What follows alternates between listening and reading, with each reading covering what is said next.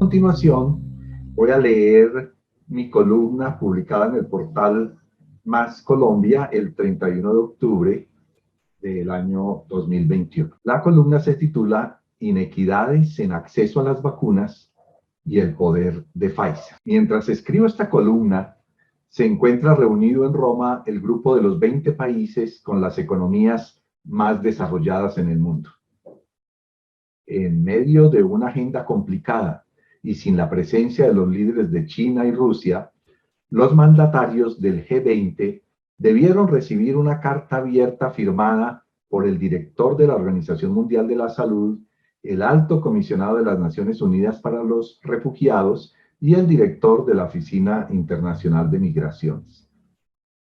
La carta es un mensaje de urgencia para que se tomen medidas que garanticen el acceso de vacunas en los países más pobres y por quienes la pobreza continúa expulsando de sus propios países.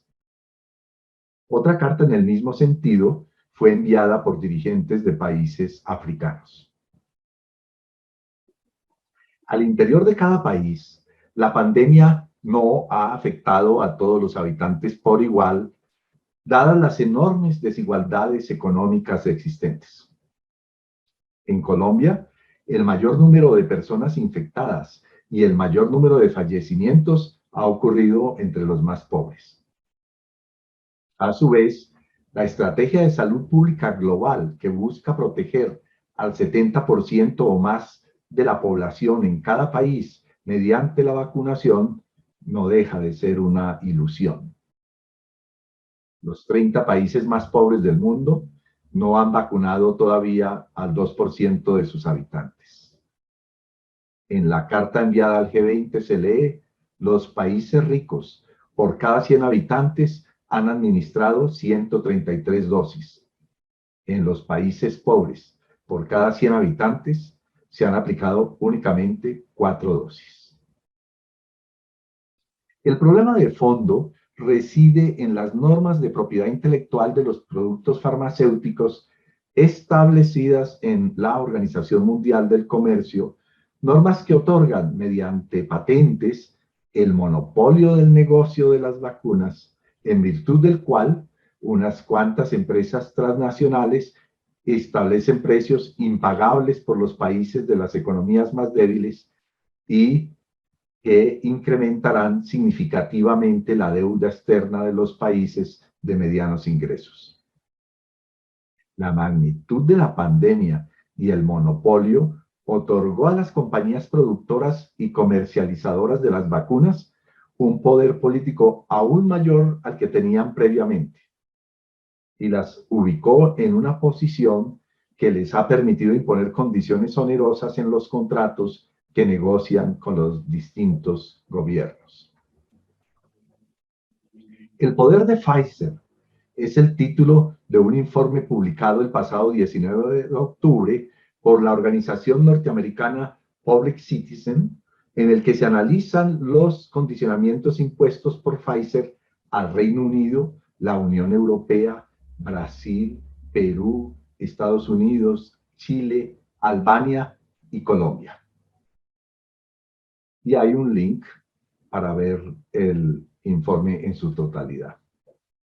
En estos contratos se imponen a los gobiernos compradores, entre otras arbitrariedades, un total hermetismo sobre los términos de la negociación y las cláusulas acordadas. Se prohíbe hacer donaciones de las vacunas compradas. Y en el caso de Brasil, recibir donaciones de vacunas Pfizer compradas por otros países.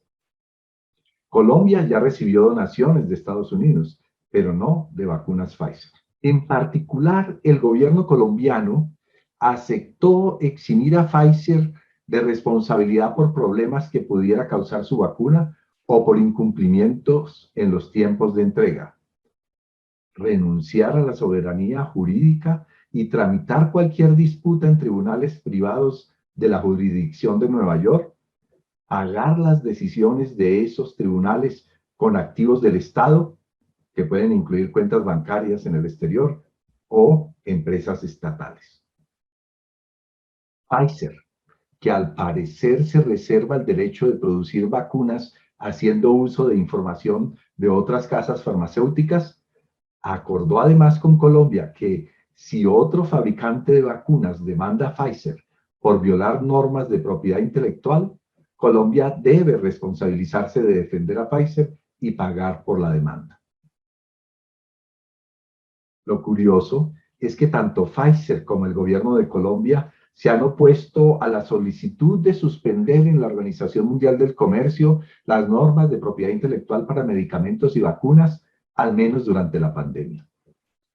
Solo así, sin las patentes y sin las restricciones vigentes, otras compañías y otros países podrían producir vacunas y reducir los precios durante la pandemia.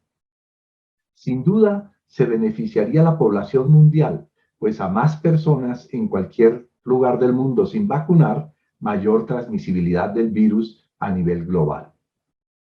La suspensión, así fuera temporal, de las patentes sería la solución más efectiva a las inequidades existentes en el acceso a las vacunas entre los países ricos y países pobres. ¿Se atreverán las economías más fuertes representadas en el G20 a ir más allá de proponer el aumento de donaciones a países más necesitados? Hasta ahí mi columna del 31 de octubre pasado.